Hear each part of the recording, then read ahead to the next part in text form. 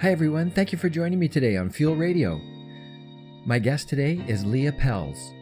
Leah is a mom, a registered clinical counselor, 3-time Olympian, and published author. She's also a survivor of developmental trauma and believes in the healing nature of humans. Her book, Not About the Medal, is her story of love, substance abuse, and resiliency. She has a private counseling practice, is on the WorkSafeBC Critical Incident Response team, and is currently completing her certification in focused, oriented counseling. Leah grew up in a home that was filled with love, but also deep-rooted suffering, which presented as alcoholism. Running became her way of coping. The adversity she faced strengthened her resiliency and fueled her desire to be a healer. To this day, she runs nearly every day and finds calm and grounding in connecting with Mother Earth and movement. Please welcome Leah Pells. Hi everybody, thanks for joining us on Fuel Radio. My guest today, as you heard in the introduction, is Leah Pells, and I'm so grateful that you're here. Oh, it's awesome to be here, Rod. Thanks so much for inviting me on. This is kind of creepy, but I Instagram creeped Leah because I think one of our favorite running, well, I walk, you run and walk. I think you do both. You do a combination of both, it seems like. Yeah. But you're always so cheery out on the trail there. And I recognized your face, and having been a bit of a track fanatic in my past, well, more of an Olympian. I love watching I used to watch the Olympics from start to finish. So Yeah.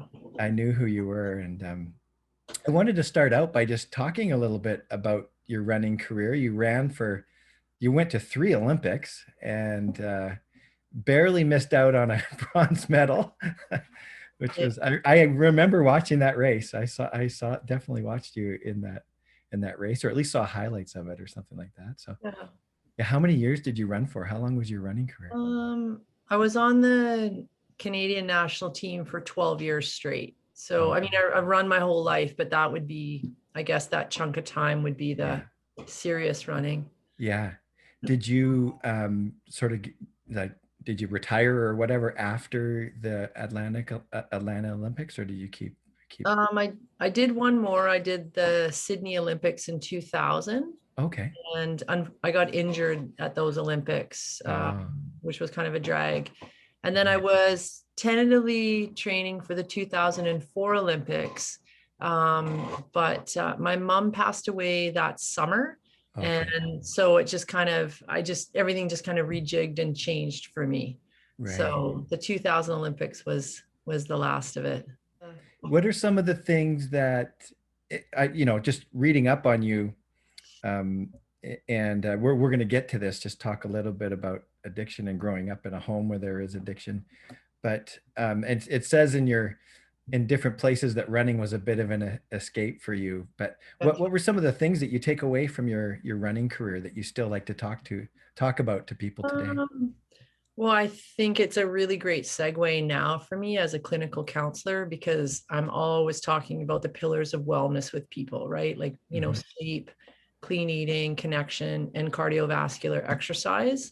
Yeah. So my main motivation, or my main reason behind running since I was 11, even though at 11 I maybe didn't know it, but was to soothe my brain, to feel better, to kind of help regulate myself, to just make me feel well and happy. And it worked. So I just keep on doing it.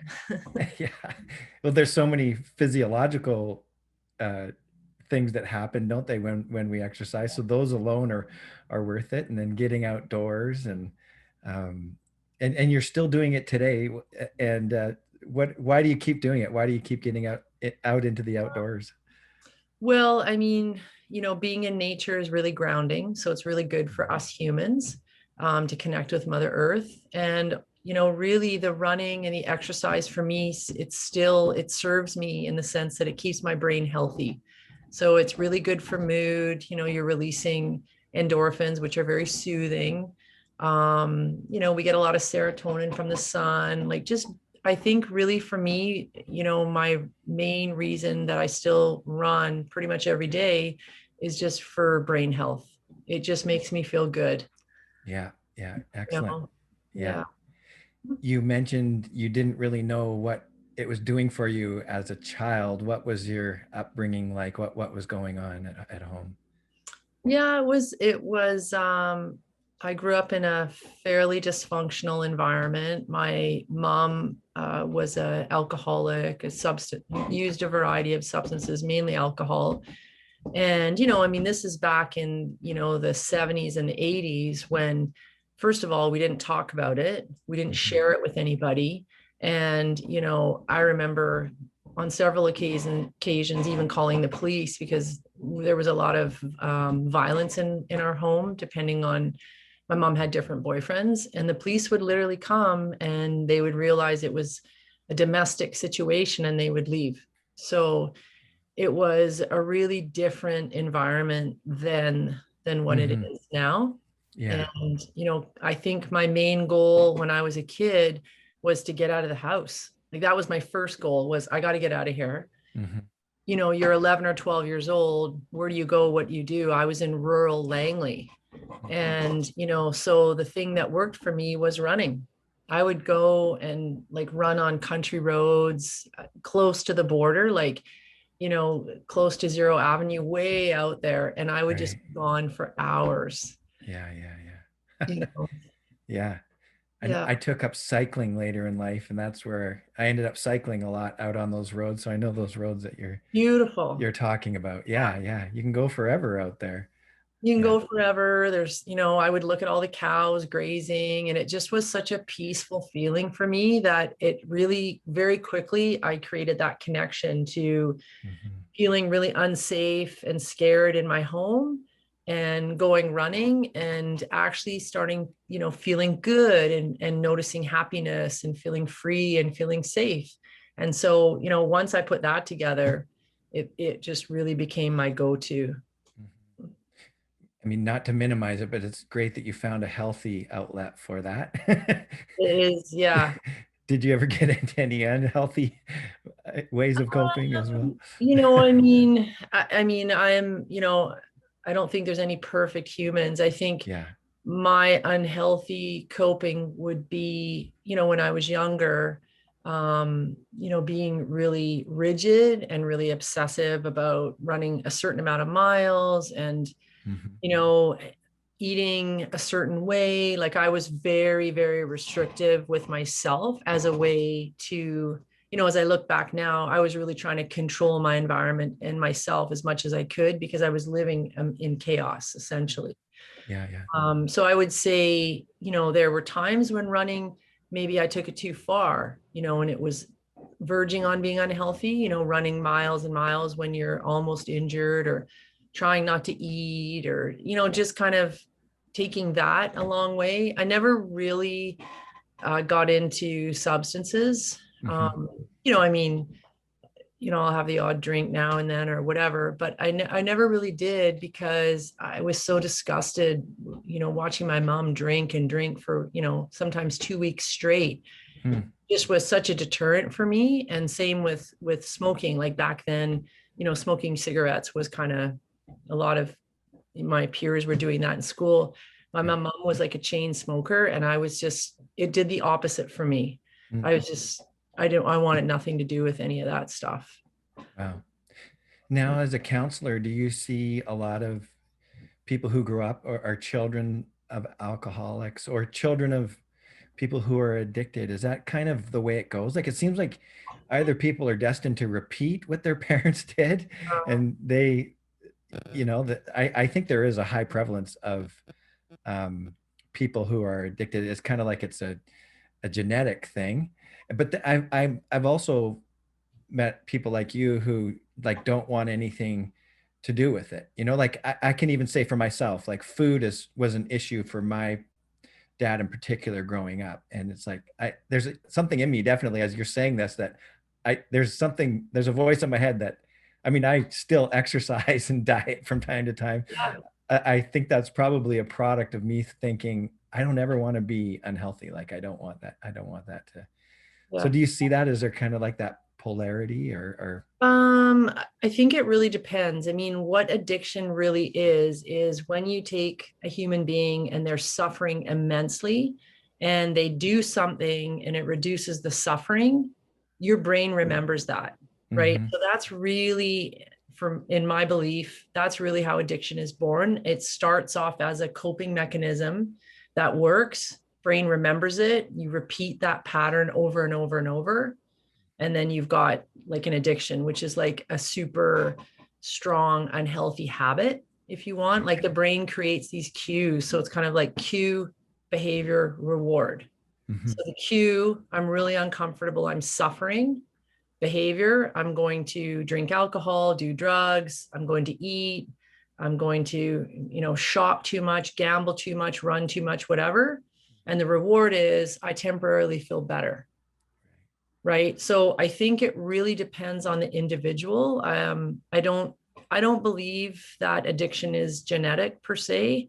Okay. That's not my I don't believe there's a gene that tells us that. I think it's more there are people that create habits really quickly. Right. So it's more a product of your environment, and maybe it was the product of your parents are a product of their environment, or sorry, I didn't mean to jump in there. Yeah. Oh, Go no. ahead. It's Yeah. a super complicated issue. So I think Right. it just is like a perfect storm. So there are people that create habits very fast. So I Mhm. create habits very quickly. So if I repeat a behavior 2 or 3 times, I notice in myself, oh, now I've got this habit. I did this, now I'm going to do this. So I'm aware of that. So if you want to kind of take that to, a farther place, you could say that I have an addictive personality because I can create habits really quickly. So then it depends on what is your environment like.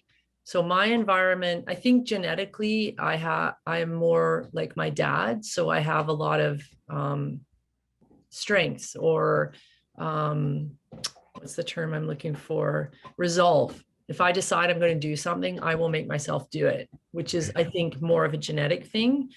I think the environment I was raised in, I was so disgusted with it. And I loved my mom very much, but I was really disgusted by watching someone just lose themselves in, drugs and alcohol. And then the people that came into our home because of that, it just made me so, I just was like, I'm never living like that.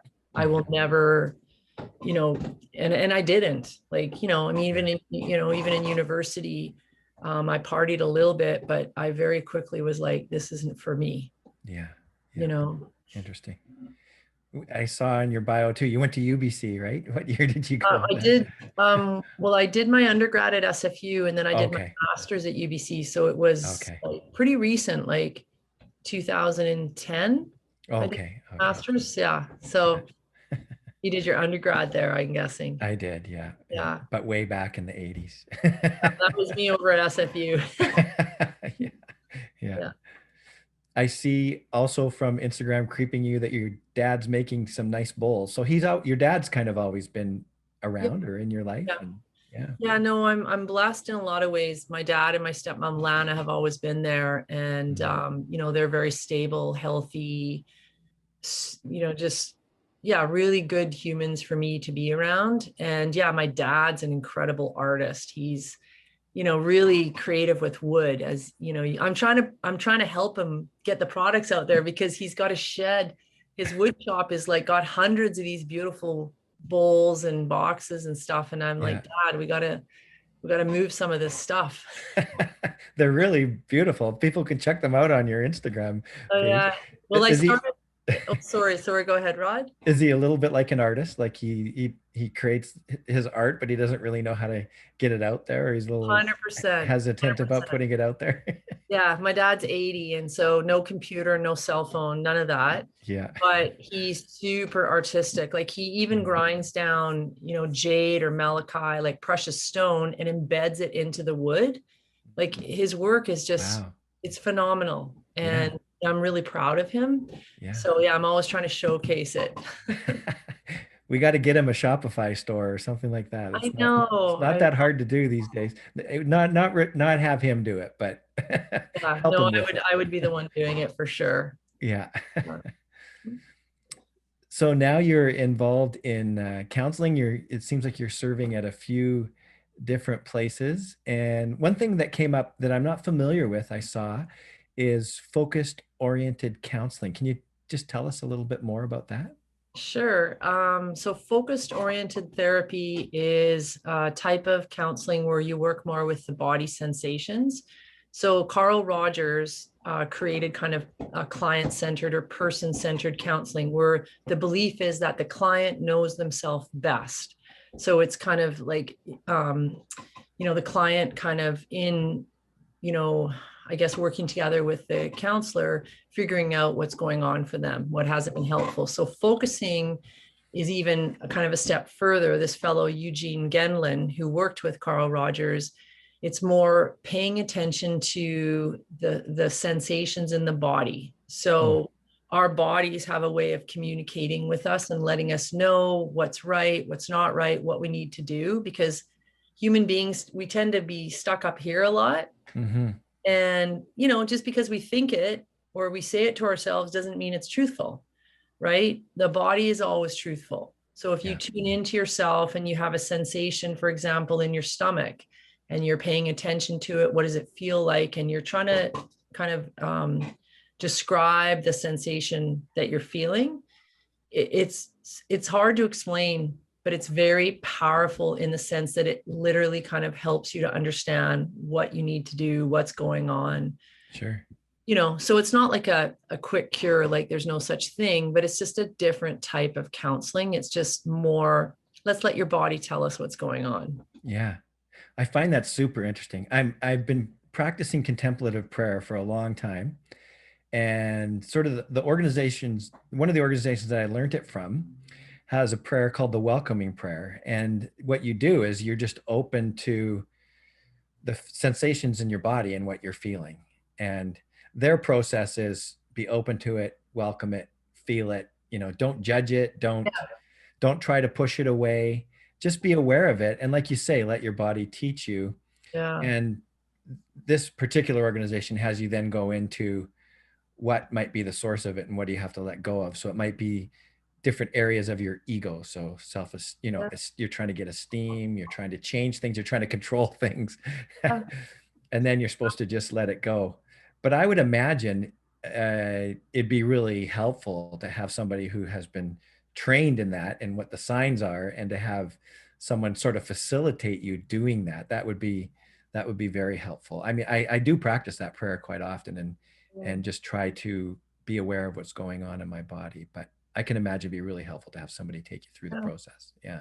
Well, that literally what you described as the welcome prayer sounds almost exactly like what focusing is. Mm-hmm. And if you're doing that and checking in with yourself daily or, several times a week, then you're very connected to your body. And that's a huge plus. Yeah. But it sounds really similar to focusing. It's amazing for me that when I just get in touch with be aware of what's going on in my body. And it's funny too, they also say in the teaching that your body doesn't lie, like our heads do, our minds do, but our bodies never lie, do they?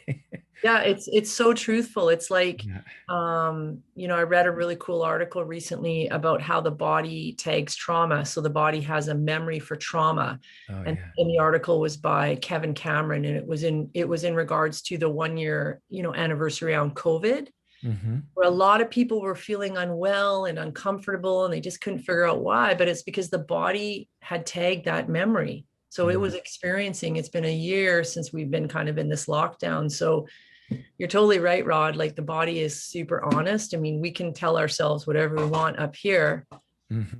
right? Yeah. So take us through the process just a little bit. So you would help someone just become aware of what's going on in their body, and sort of where do you take it from there?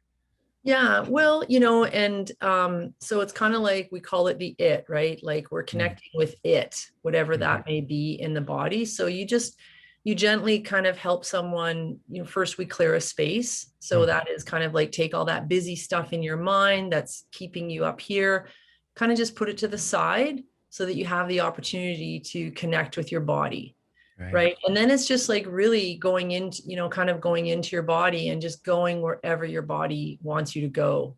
And then just speaking to, I notice a fluttery feeling in my stomach. And the therapist would be like, okay, can you sit with that for a bit and just see what happens? See if it shifts or if it goes anywhere else. And it just kind of works like that. It's a little different for every human. Obviously, we're all different. Mm-hmm. Some people have a harder time connecting with their body because some of us are we're very much in our heads. Yeah. And some people are really great at connecting with their body. So it happens really quickly. Mm-hmm. So it's just kind of, it's probably like when you first started the welcome prayer. At first, you were probably like, oh, this is kind of different. How do I do this? And it might have been a little awkward. Right. And then the more you do it, you're like, oh, I really feel good when I connect with my body. It feels natural. Yeah, for sure. You just have that one or two experiences that I'm just going to shift my desk here. I got sunlight coming in on my head. Yeah. I'm going to move even more. Okay. You have those one or two experiences that really make a difference, and you go, okay, then maybe there's really is something going on here, and there's something to this. Yeah. Yeah. Neat. You also got some press for, and I've seen these, you paint rocks and leave them up on Eagle Ridge. Yeah. You got some press for that, and I'm just looking for the term that was used, but spreading love, one stone at a time. Yeah. Are you still doing that? I think that the last time I was up there was about a month ago. I didn't see any rocks, but well, yeah, I'm still doing it. So it's kind of funny. I started doing that about 15 years ago, where before I was a counselor, I was a teacher, and I typically worked in alternative ed programs. So with youth that are really struggling. Yeah. So I started painting rocks and giving them a rock after we had a conversation as a way. So when they had the rock, they would think about our conversation. It would kind of cue them and remind them. And then I started putting different words on the rocks depending on the student and their need or their situation. Mm-hmm. And then, so the kids liked it, and I would leave them around the building, whatever school I was working at. And then I started leaving them around the neighborhood. And then in my private practice, I have a big bowl of rocks, all different painted colors with different words. And at the end, I offer a client a stone, like same thing, to kind of ground them back to the conversation we had. And then I started to leave them on the crunch and then on the bluff. And I noticed it's funny, like sometimes they'll sit up on the bluff for like a couple of weeks. Yeah. And sometimes I'll carry some rocks up there and leave them, and then they're gone the next weekend. So I don't know. Well, I know when I see them, it's like, are you allowed to take these, or are these here so that we'll take You're allowed to take them. If you need it, you take it. There's been someone else just on the trail across from us here that they haven't been doing it lately, but they painted some beautiful rocks too. I find it kind of cool. It's neat. So it really kind of seemed to catch on when we were locked down a year ago during COVID. I noticed there was tons of painted rocks. People were really, looking for stuff to do with their kids and whatnot. And I noticed a lot of them around, which was really cool. Yeah. Have you got any feedback or any input on any reaction to that? Oh yeah, like I'll hand them out. Sometimes I'll be doing the crunch and I'll just randomly give one to someone or leave them somewhere. And sometimes I'll put our Spread Love. We have an Instagram page, just Spread Love campaign, that my and a colleague and my best friend Natasha does it too. Okay. Sometimes people will reach out to us and be like, man, I was having such a bad day. You gave me a stone, or I found a stone. I really needed it. Like, yeah, it's been neat. Like I've actually met people and made connections just through them. Mm-hmm. So yeah, it's kind of a fun little thing to do. Yeah. Have you been up to the Bluff lately? Is that a place that you still go, or you? I love the Bluff. Yeah, I haven't. I'm probably going to hit it up this weekend. Last weekend I didn't. Every once in a while I don't know, like I'll get nervous because I go up there sometimes by myself. So sometimes I get a bit nervous, like, I hate, I don't want to kind of go down that path, but whenever you read about a woman who's gone missing or anything that happens, I get a little more sketched out. And of course I have a trauma history. So okay. Yeah. yeah, so I'm gonna try and get myself back up there this weekend. As soon as I do it once, then I'm over it and I'm like good again. Yeah, So yeah. I yeah, get it. I mean, there's bears in the air. There was a couple cougars in the air. That kind of kept me right. from going up there. I know, same. Unfortunately, those cougars lost their life, Oh, and I don't know if you heard, but they found the person that you're probably talking about. They found her in yeah. Abbotsford, so that was really sad. Yeah, Yeah, but it's still, I don't know, anytime you hear something like that as a woman, it's just, yeah, I mean, not that men don't have, worries when they're out alone, but I feel it, as a female, sometimes it does, you don't feel super safe. totally. Um, Yeah. yeah, but I got bear spray. I think I might get some. I've had at least four or Yeah, five bear encounters since I've been living here, just across the street. They yeah, come down here to the inlet, you know. So, yeah. and I think about that sometimes. I mean, I'm the father of two daughters and my wife as well, and just think that it's something. You're right. As a male, I don't have to worry about that other aspect of it too much, but Yeah. um, being a female, I can see that would be worrisome for sure. You do have to worry about that. Yeah. Yeah, I just sort of kind of I'm sure it's fine on trails and stuff like that, but Yeah. sometimes you think too much or Yeah. you know Yeah. yeah. So people who are listening, if they don't know what we're talking about, they probably don't. There's a bluff that you can go up to that's above Port Moody and Coquitlam here, and you look out and you see Bunsen Lake down below, Dees Vistas, and then behind that is Mount Seymour and the mountains that sort of behind Mount Seymour. It can be really beautiful up Oh, there. it's Yeah. stunning, isn't it? I Yeah. love, my favorite time is I like going up there in the summer when it's Yeah. really lush and there's like meadows and yeah, Yeah. it's we live in a beautiful place. You can eat blackberries the whole way if you want. No way. Excellent. So is there anything new and upcoming for you that you'd like people to know about, or what's Um, I Mm, I'm not really sure. I mean, I guess kind of what I do right now, and it'll change a little in the fall, is I work 4 days a week as a school counselor. And then evenings and Sundays, I work in my private practice okay? as a clinician. And I'm going to go down to 3 days a week in the fall. I'm going to take another day at home in my private practice. I really like doing that work. Oh, great. That's probably the only new thing going on Sure. in my world. And I know if people Google Leah Pells counseling, you can find information and how to get in contact with Leah. But before we go, there was another question I want to ask you. Do you Yeah. have sort of any advice for people who have grown up around addiction? I think we all have, and it's maybe even more prevalent than we realize. Like, and you're so right. Like, um, I mean, my parents were very religious and sort of teetotalers, but we still had some of the softer addictions around in our house.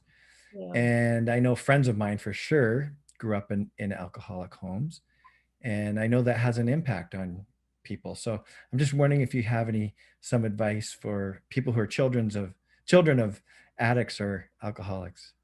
Yeah. Well, I'm not a big advice giver because Okay. I don't know, everybody's so different, but I would Okay. say really, kind of getting back to the pillars of wellness, so starting with, good sleep, connection, which means having healthy relationships with good people that you can talk to, right? Being Mhm. vulnerable and talking about how we feel is super helpful, Yeah. and very healing.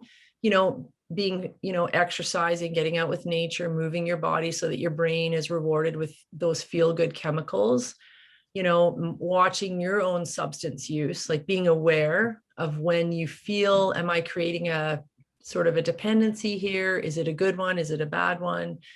I think those are all really, really helpful things. And, I mean, I obviously believe in the process of counseling. I think it's really helpful. I've on and off throughout the years always been involved in counseling in my own life for my own self. I Mhm. think it's really helpful to be able to talk openly and honestly with someone who, there's confidentiality and you can get all that stuff out. Yeah. The other thing that I have two things actually that I try to really live by is one, stay in the day. Mm-hmm. Today's Monday. All I have to do is Monday, right? Tuesday doesn't exist. Sunday's gone. I have this one day because I think a lot of people, especially when they're struggling, get caught up in this future thinking. Mm-hmm. And that creates a lot of anxious feelings because there's nothing we can do about tomorrow. Because Right. there's nothing. And then the second thing is I always ask myself, what can I control in this? Mm-hmm. So if I'm living with someone who's abusing substances, or I have in the past, what can I control in that? Me. I can control myself, my reaction, the choices that I make. There's nothing I can do about someone else's, the way that they're living, the choices that they make. People are always like, oh, because I work with a lot of adolescents. And so the parents or whoever will be like, we need to get this person to do this. And I'm like, if you can figure out how to get someone to do something they don't want to do, Yeah. you're going to be very wealthy because it just doesn't work that way. Yeah. So it's like, instead of trying to, get someone else to change their behavior, change your own in regard to it. Yeah. If that makes sense, that Totally. you can control. Right. But yeah, I would say those things are things that for me create a sense of wellness anyway. So hopefully they'll be helpful for other people out there. That's great. It's a little bit like the serenity prayer, right? Like do what you can and sort of and let go of the 100%. rest. Yeah. 100%, right? What can I control? What can't? And how can I accept those things that I can't control? Yeah. Right? Because other people can do whatever they want as much as they want. And there's nothing we can do about it. Right. Yeah. And so often we're focusing on what's out there, aren't we? And focusing on our circumstances and focusing on tomorrow. And we kind of forget about ourselves and what we can do to improve our own situation or whatever. Yeah. There's a neuroscientist that I love. His name's Rick Hansen. Yeah, I've heard of him. Yeah. So I call him the happy brain guy, and he is all about noticing the good, enhancing that good feeling, right? To really highlight the good parts of your day versus letting one bad situation kind of shade the entire day dark, Yeah. So I really love, I've read everything that he's ever written, and I really believe in his work in a sense of training our brains to hang on to good. That sounds good. We'll have to include a link to him in our show notes. Yeah, he's pretty amazing. I actually thought about that somewhat today. It's like I do marketing. I have one account that's not going so well, and I do kind of catastrophize it a little bit and feel like, oh, I'm a terrible marketer, instead of focusing on, all of the other accounts that are going well, that are good. Or appreciating that. Yeah. Or even in that one account that's not going well, what part of that can you control? Like maybe there's a part of that isn't going well, but it's not something that you can control. Maybe it's something else, right? Absolutely. So you can only do your part in that. And then the rest, the part that we can't control, you gotta let it go. Yeah. So good. I'm grateful that we had this conversation. I can think of some things. I know there's things I can do to make that situation better. Right? I just got to do them instead of getting down on myself, right? Yeah, getting down on yourself won't serve you, that's for sure. Yeah. Great.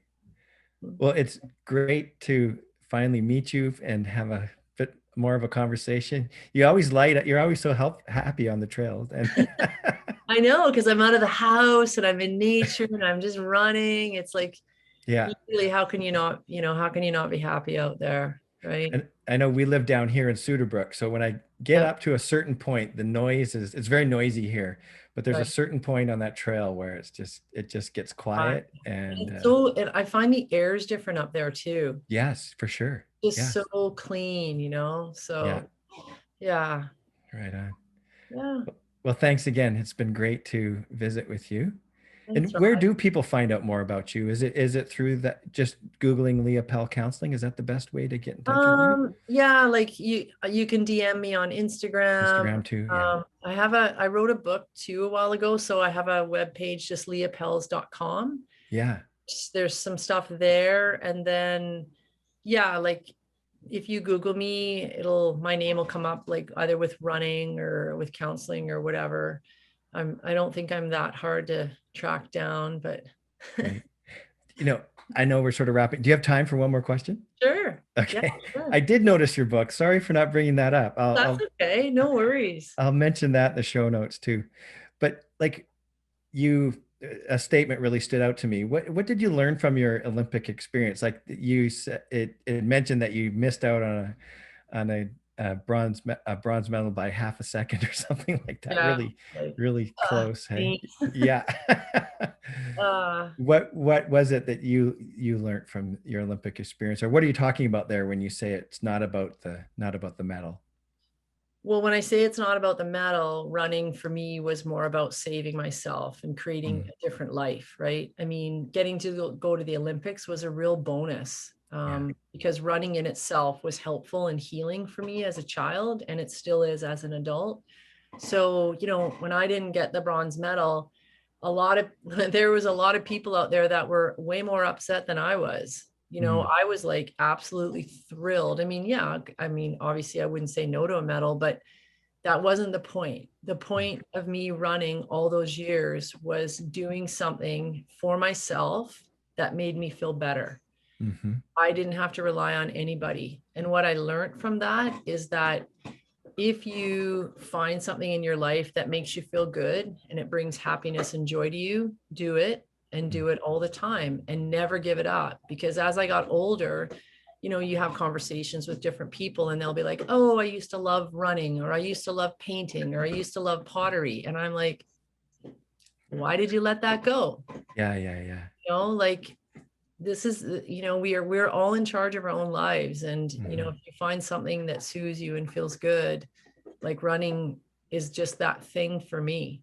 Mm-hmm. So I guess, yeah, it was never about, I never went into it to, become a medalist. I went into it essentially to save myself.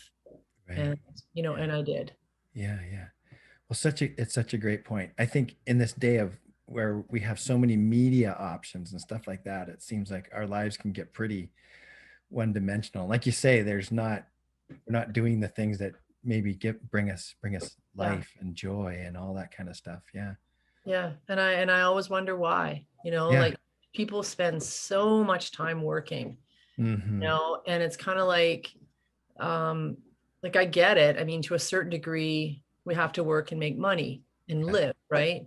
But it's that old saying, our life isn't work. Right. Our life exists outside of work. Even if you love what you do and you love your job, your life still really exists outside of work. So what are the things that you can do outside of work that bring you joy? Mm-hmm. And make time for those things. Like sometimes my schedule with the two jobs will get busy. So I go way ahead in my day book and I slot in all my runs and I book that time for myself. Yeah. And then when I get closer to it, I never give it up. It's like, nope, that time's booked, Yeah. so there's ways to do it. Yeah. Absolutely. Yeah. It reminds me of the saying, don't uh, we don't live to work, we work to live, right? So Totally. yeah. Yeah. Right. I have some friends that they got into CrossFit and they're older. They're like my age. Right. I won't say Our age. I won't say anything about your age. No, I'm all good with my age. We're probably Good. the fittest, like 56, 57, 58-year olds, right? Yeah. All And good. they went through quite a traumatic business experience and they were working out at the time and they've just never quit. They've just never let it up. They're the oldest people in the CrossFit gym, I'm sure. That's awesome. But it's the thing that I think has helped keep them sane and continues to really help them. And of course, there are all of the side benefits of working out and being healthy, right? As well. Yeah. Yeah. Oh, absolutely. I know I've got a few people that I know that I guess that I've never done CrossFit. I should Mhm. probably give it a try because people seem to love it. Yeah, yeah. Yeah.